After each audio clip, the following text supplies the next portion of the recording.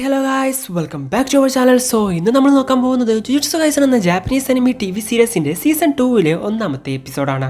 എപ്പിസോഡിലോട്ട് പോകുന്നതിന് മുമ്പ് എല്ലാവരും നമ്മുടെ വീഡിയോക്ക് ഒന്ന് ലൈക്ക് ചെയ്യുക. 700 ലൈക്കാണ് നമ്മുടെ ടാർഗറ്റ്. സോ 700 ലൈക്ക് എപ്പോൾ ആവുന്നോ അപ്പോൾ അടുത്ത എപ്പിസോഡ് അപ്ലോഡ് ആവുന്നതായിരിക്കും. അപ്പോൾ സമയങ്ങളാതെ നേരെ എപ്പിസോഡിലോട്ട് പോകാം. ആ സമ്മറിൽ എല്ലാവരും വളരെയധികം ബിസി ആയിരുന്നു. ഒരുപക്ഷെ കഴിഞ്ഞ വർഷം ഉണ്ടായ ദുരന്തങ്ങൾ കാരണമാകാം അത്. കേഴ്സുകളുടെ എണ്ണം കൂടിക്കൊണ്ടിരിക്കുകയാണ്. ഇല്ലാതാക്കണം, എക്സോർബ് ചെയ്യണം.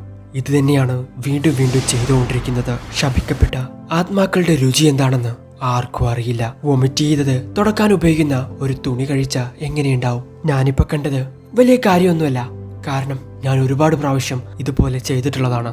അതുകൊണ്ടാണ് ജനങ്ങളെ സഹായിക്കുന്ന ഒരു ജുജുത്സു സോസറായിട്ട് ഞാൻ മാറിയത്. അതാണ് ഞാൻ എന്ന് ഗെറ്റോ പറയുന്നു. സംഭവം എന്താന്ന് വെച്ച് കഴിഞ്ഞാൽ, ഒരു കാലത്ത് ഒരു വലിയ ബാർബിക്യൂ റെസ്റ്റോറന്റ് നടത്തിക്കൊണ്ടിരുന്ന ഒരു കമ്പനിയുടെ പ്രസിഡന്റിന്റെ വീടാണിത്. എന്നാൽ കഴിഞ്ഞ വർഷം ഉണ്ടായ ഒരു ഫുഡ് പോയിസൺ കാരണം അവരുടെ കമ്പനിക്ക് ഒരുപാടധികം നഷ്ടമുണ്ടായി. ആ നഷ്ടം നികത്താൻ പറ്റാത്തത് കൊണ്ട് അവർ കുടുംബത്തോടെ ആത്മഹത്യ ചെയ്തു. അങ്ങനെ കുറച്ചു കാലത്തിന് ശേഷം ആ വീട്ടിൽ പ്രേതഭൂത പിശാചുക്കളൊക്കെ ഉണ്ടെന്ന് ആളുകൾ പറഞ്ഞു പരത്തി. അങ്ങനെ ഒരുപാട് സ്കൂളിൽ പഠിക്കുന്ന കുട്ടികളും കുറെ ധൈര്യമുള്ള ആളുകളും അവിടെ പ്രേതമൊന്നുമില്ല, ഞാൻ വേണമെങ്കിൽ പോയി കാണിച്ചു തരാന്ന് പറഞ്ഞ് ആ വീട്ടിലോട്ട് പോയി. അങ്ങോട്ട് പോയാ ഒരുപാട് പേരെ കാണാതായി. ഇനി അവരെ അന്വേഷിച്ച് വേറെ ആരെങ്കിലും പോയാ അവരെയും കാണാതാവും. അതുകൊണ്ടാണ് ഈ ജോലിയൊക്കെ നമ്മളെ ഏൽപ്പിച്ചിരിക്കുന്നത് എന്ന് ലോറിയിട്ട് ഹെമി പറയുന്നു. ഇത് കേട്ടുമേ, അവരെന്റെ ഫീസ് അടക്കുന്നത് കൊണ്ട് മാത്രമാണ് ഞാൻ ഇതിന് സമ്മതിച്ചേ എന്ന് പറയുവാണ്. അങ്ങനെ അവർ ആ വലിയ വീട്ടിനുള്ളിലോട്ട് പോകുന്നു. പുറത്ത് യാതൊരുവിധ കേഴ്സ് എനർജി ഇല്ലെന്നുള്ള കാര്യം മേക്ക് മനസ്സിലാവുന്നു. ഇതിനകത്തുള്ള എന്തോ ഒന്നാണ് ഇതിനെല്ലാം കാരണം എന്ന് മേ പറയുന്നു. അങ്ങനെ അവർ ആ വീടിനകത്തോട്ട് കയറുന്നു. അതിനകത്ത് കയറി അവർ കാണുന്നത് ഒരുപാടധികം വേസ്റ്റ് ആണ്. അവിടെ ഉണ്ടായിരുന്ന ഒരു ടോർച്ച് ഉട്ടഹേമിക്ക് എടുത്തു കൊടുക്കുവാണ് മേ. ഞാൻ ഈ ഫ്ലോർ നോക്കാം, നീ സെക്കൻഡ് ഫ്ലോർ പോയി നോക്ക് എന്ന് മേ അവളോട് പറയുന്നു. ഒറ്റയ്ക്ക് പോവാൻ അവൾക്ക് പേടിയാണെന്ന് തോന്നുന്നു. അതുകൊണ്ട് തന്നെ നമുക്ക് രണ്ടുപേർക്ക് ഒരുമിച്ച് പോയാൽ പോരെ എന്ന് അവൾ ചോദിക്കുവാണ്. അങ്ങനെ അവർ രണ്ടുപേരും മുകളിലും താഴെയായിട്ട് സെർച്ച് ചെയ്തുകൊണ്ടിരിക്കുകയാണ്. മുകളിലത്തെ നിലയിലെ എല്ലാ റൂമും ഉട്ടഹേമി തുറന്നു നോക്കുന്നു. അങ്ങനെ അവസാനത്തെ ഒരു റൂം മാത്രം അവൾ തുറന്നു നോക്കുവാണ്. നോക്കുന്ന സമയത്ത് കട്ടിലിന്റെ അടിയിൽ നിന്നും എന്തോ ശബ്ദം കേൾക്കുന്നുണ്ട്. എന്താണെന്ന് പറഞ്ഞ് പതിയെ അവൾ അതിന്റെ അടുത്തോട്ട് ചെല്ലുന്നു. പെട്ടെന്ന് ടോർച്ച് അടിച്ച് നോക്കുവാണ് അവൾ. 3 എലികളായിരുന്നു അത്. പെട്ടെന്ന് എലികളെ കണ്ടതുകൊണ്ട് അവൾ അവിടെ നിന്നും പേടിച്ചോടുന്നു. ആ ഡോറടച്ച് അവളൊന്ന് ദീർഘശ്വാസം വലിക്കുന്ന സമയത്താണ് പുറകിലൂടെ ആരാ വന്ന് അവളെ പിടിക്കുന്നത്. എന്ന് പറഞ്ഞ് അവൾ നിലവിളിക്കുന്നു. നീ എന്തിനാ ഇങ്ങനെ ആവശ്യമില്ലാത്തതിനൊക്കെ പേടിക്കുന്നേ എന്ന് ചോദിക്കുകയാണ് മേ. ഫസ്റ്റ് ഫ്ലോർ മൊത്തമായിട്ട് നീ ചെക്ക് ചെയ്ത് കഴിഞ്ഞോ? ഇതാണ് ഫസ്റ്റ് ഫ്ലോർ എന്ന് പറയാണ് മേ. ഇത് കേട്ട് ഉട്ടഹേമി, എന്ത്? അതെ, ഞാൻ ഫസ്റ്റ് ഫ്ലോറിന്റെ ഹോൾവേയിലാണ് നോക്കിക്കൊണ്ടിരിക്കുന്നത്. ഇത് കേട്ട് ഉട്ടഹേമിക്ക് ഒന്നും തന്നെ മനസ്സിലാവുന്നില്ല. എന്താ ഇവിടെ നടക്കുന്നതെന്ന് പറഞ്ഞ് ചുറ്റും നോക്കുന്ന സമയത്താണ് അവൾ വന്ന പോലെയല്ല ഇപ്പൊ അവിടെ ഇരിക്കുന്നത്. ഇവിടെ ഒരു കാൻഡി ബോക്സ് ഉണ്ട്, പൊട്ടറ്റോ ചിപ്സ് ഉണ്ട്, ഒരു ക്യാൻ ഉണ്ട്, ഒരു ബാഗ് ഉണ്ട്, പിന്നെ ഒരു ഷർട്ടും ഉണ്ട്. ഞാനിപ്പോ ഇത് ഏകദേശം 3 പ്രാവശ്യം കണ്ടു. പിന്നെ ഇവിടെ ഈ മാർക്സ് കണ്ടോ? ഇത് ഞാനാണ് ഒരു അടയാളത്തിന് വേണ്ടി ഇവിടെ വിട്ടിട്ട് പോയത്. സോ ഇതിനൊക്കെ ഇപ്പൊ എന്താ അർത്ഥം എന്ന് ചോദിക്കുകയാണ് മേ.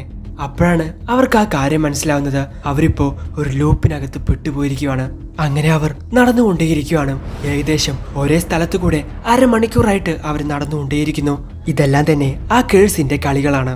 ഇതൊരു ബാരിയർ പോലെയാണ്. ഇതിനകത്തോട്ട് വന്ന എല്ലാ മനുഷ്യരെയും പുറത്തു പോവാൻ പറ്റാത്ത രീതിയിൽ ട്രാപ്പാക്കി ആ കേഴ്സ് വിഴുങ്ങിക്കാണും. പക്ഷെ ഇങ്ങനെ ഒരു ലൂപ്പ് പോലെ ക്രിയേറ്റ് ചെയ്യുന്ന സമയത്ത് അത് ആ കേഴ്സിനെ ബലഹീനമാക്കും. സോ നമുക്കിതിൽ നിന്നും രക്ഷപ്പെട്ടു പോവാൻ സാധിക്കും എന്ന് പറയുവാണ് മേ. ഓക്കെ, ഞാൻ ചോദിക്കുന്നതിന് മറുപടി പറ, എങ്ങനെയാണ് നമ്മൾ ഇതിൽ നിന്നും രക്ഷപ്പെട്ടു പോകാൻ പോകുന്നത് എന്ന് മേ ഉത്തഹിമിയോട് ചോദിക്കുന്നു. ഈ ഹൾവേ റിപ്പീറ്റ് ആയിക്കൊണ്ടേയിരിക്കുവാണ്. ആദ്യം എനിക്ക് എന്താ തോന്നിയെന്ന് വെച്ച് കഴിഞ്ഞാൽ ഇതൊരു സർക്കിൾ പോലെയാണെന്നാണ്.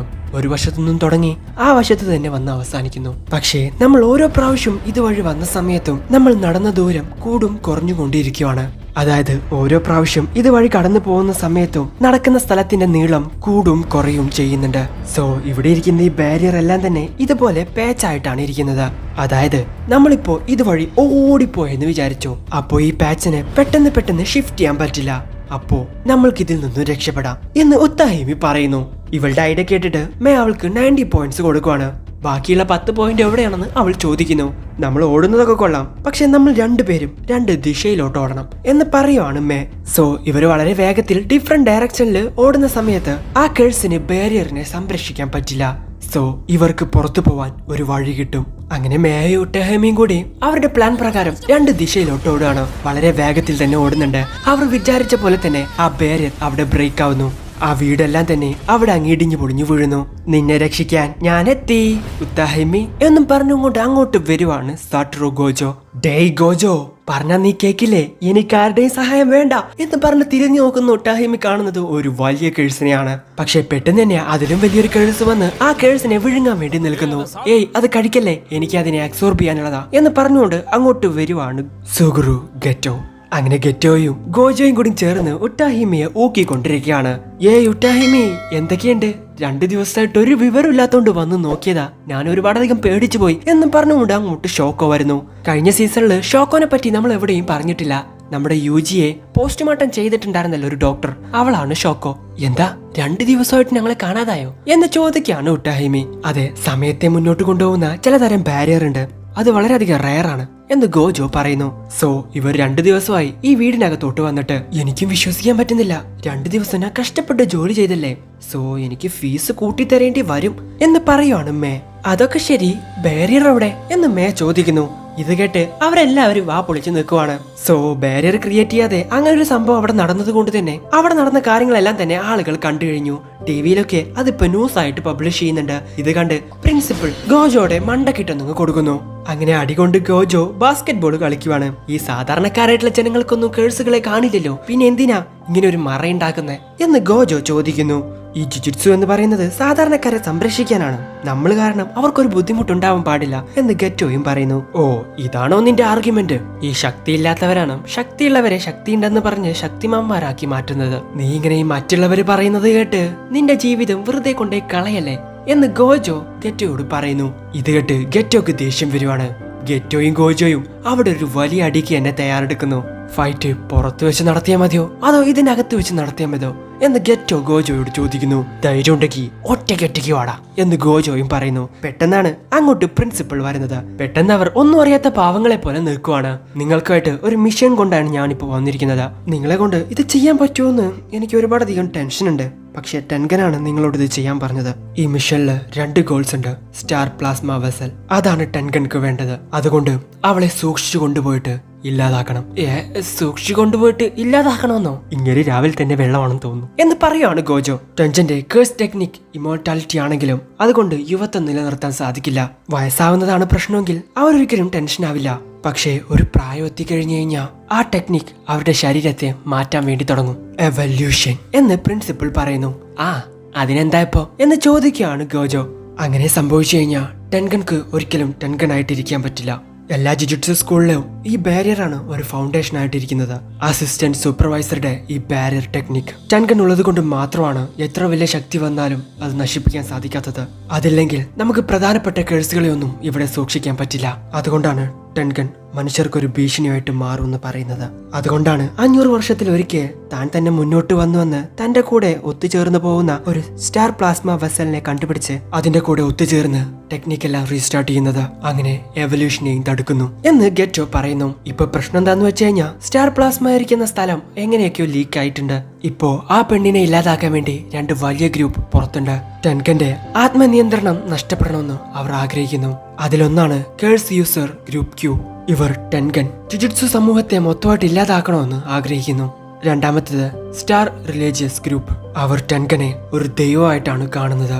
ടെൻഗൻ 2 ദിവസത്തിനുള്ളിൽ സ്റ്റാർ പ്ലാസ്മ വെസലിന്റെ കൂടെ ഒന്നാവും. അതുവരെ ആ പെണ്ണിന് ഒന്നും സംഭവിക്കാതെ നോക്കുന്നതാണ് നിങ്ങളുടെ ജോലി. അങ്ങനെ അവർ ആ പെണ്ണിനെ പ്രൊട്ടക്ട് ചെയ്യാൻ വേണ്ടി പോകുന്നു. ഞാനൊരു കാര്യം ചോദിക്കട്ടെ, ഈ കേഴ്സ് ഗ്രൂപ്പ് അവളെ ഫോളോ ചെയ്യുന്നതിൽ ഒരു ന്യായം ഉണ്ടെന്ന് വിചാരിക്കാം. പക്ഷേ ഈ സ്റ്റാർ റിലീജിയസ് ഗ്രൂപ്പ് എന്തിനാ അവളെ പിടിക്കാൻ നോക്കുന്നേ എന്ന് ഗോജോ ചോദിക്കുന്നു.